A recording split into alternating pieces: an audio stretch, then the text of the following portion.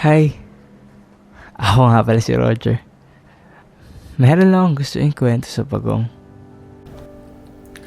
Madalas tayong magkausap, chat sa gabi, text sa umaga, Facebook post pa ba? Comment sa bago mong picture, like sa bago kong post. Nag-uusap na tayo sa comment section, magkausap sa chat box. Wait sa paghahawak ng cellphone dahil ka-Skype ka hanggang sa sumikat muli ang araw. Kinaumagahan, uwi saan tayo? May lakad ka ba? Gusto kong kumain? Gusto mo bang sumama? Tara! Oh, andiyan ka na pala. Sorry, pinaghintay kita. At nalate ako ng onte. Oh, saan tayo? Bagay sa'yo yung damit mo ha.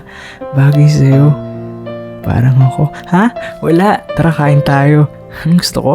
Ikaw, anong gusto mo? Kahit ano, ikaw bahala. Saan mo pa gusto pumunta? Ba't ako na naman? Kahit saan, basta kasama ka. Uy, salamat sa araw na to ha. Naging masaya ako nang dahil sa'yo. Tara na nga, tinta kita. Baka gabihin pa tayo. Text na lang kita pag nakuwi na ako. Alam mo ba, sa tuwing magkausap at magkasama tayo, minsan gusto ko nang itigil ang pagtakbo ng oras. Napakabilis kasi. Hindi ko lagi namamalayan. Sing bilis din ang tibok ng puso ko sa tuwing tinititigan mo ako sa mata. Kaya ganun no, hindi mo namamalayan ang takbo ng oras kapag masaya ka. Sana umaga na lang ulit para magkasama na lang ulit tayo. Sana abot kami pa rin kita kahit napakalayo mo sa akin. Sana nandito ka na lang palagi. Sana hawak mo na lang kamay ko at makatulog ako sa gabing to. Nakakap-akap ka. Na-miss kasi kita agad eh. Yung mga yan ang kadalasan naramdaman ko dati. Dati, nung close pa tayo, nung malapit pa ang loob natin sa bawat isa. Nung may oras pa tayo para sa isa't isa. Ewan ko na lang ngayon kung bakit kadalasan naiiwan ka na lang basta-basta. Komunikasyon? Hindi naman tayo nagkulang dyan eh. Oras para sa isa't isa pa ba? Lalong hindi rin.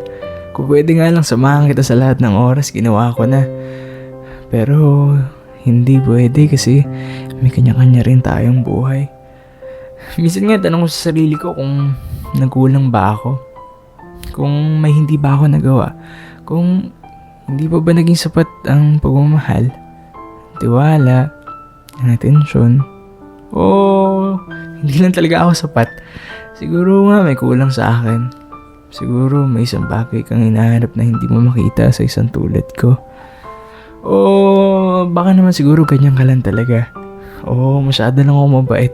O tanga lang siguro ako. At di ko nakita ang laro lang pala sa iyo ang lahat. Baka naman siguro naging masyado akong seryoso. O masyadong clingy. Clingy ba talaga ako? Sadyang namimiss lang kita kaagad.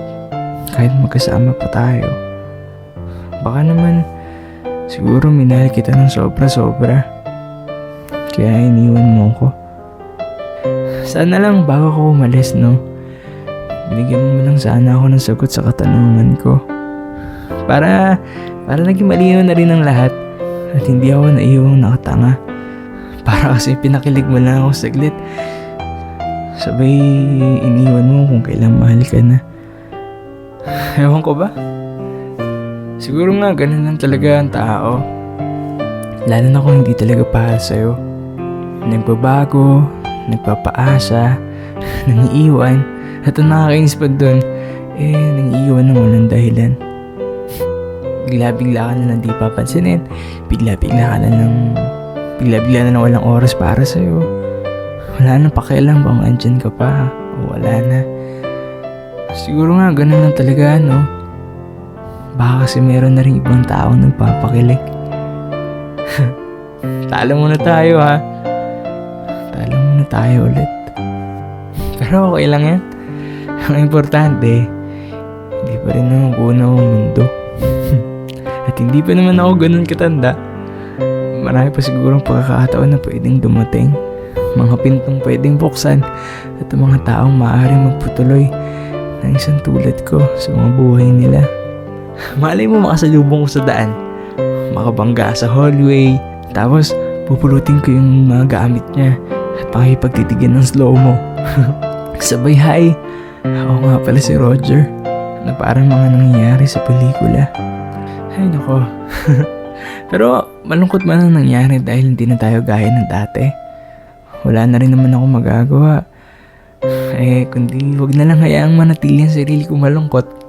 Marami namang paraan para maging masaya. At gagawa ako ng paraan para mawala ka na sa puso't isipan ko. Magiging okay rin ang lahat. Magiging okay rin ako. At naniniwala ako.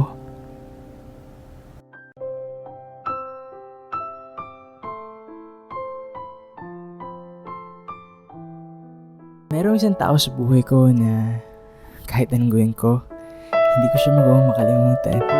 Isang tao nagparamdam sa akin na napakalaga ko palang tao, na kahit ganito ako, maaari pa rin pala ako magkaroon ng puwang sa puso ng isang taong tulad niya.